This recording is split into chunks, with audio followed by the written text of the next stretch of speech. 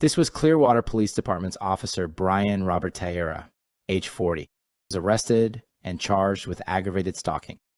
He was arrested by the Pasco County Sheriff's Office after sending threatening messages to his girlfriend and her family.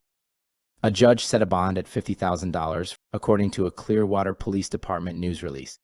Clearwater Police Chief Eric Gandy had this to say in that news release: "This is a disturbing allegation. We immediately initiated an internal investigation and placed him on administrative leave." The probable cause statement, written by arresting officer, Pasco County Sheriff's Office Deputy DJ Brandt, reads as follows. The victim informed your affiant the following information. Between December 26, 2023 through January 7, 2024, the above defendant sent the victim hundreds of text messages, voicemails, and video chats putting her in reasonable fear for her safety and that of her family.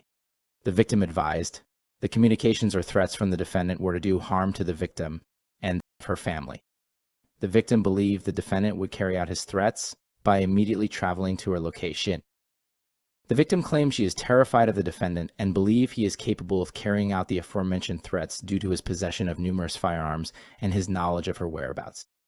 Your affiant personally observed video chat footage of the defendant communicating with the victim, stating, "How about I track your fucking ass down and I tee you in the head and then come after your fucking family and I'll kill your whole fucking family." The defendant also sent numerous texts to the victim's parents, claiming he was traveling to their location to find the victim. The victim and the defendant have been in a relationship for approximately 2 years. During a post-Miranda interview with the defendant, he admitted making all the threats to harm the victim, and did so to put her in reasonable fear for her safety and the safety of her family. Your affiant then presented to the defendant multiple communications he sent to the victim, which included text messages and video threats he sent to the victim. After reviewing the threats, the defendant confessed to sending all the threats your affiant presented to him.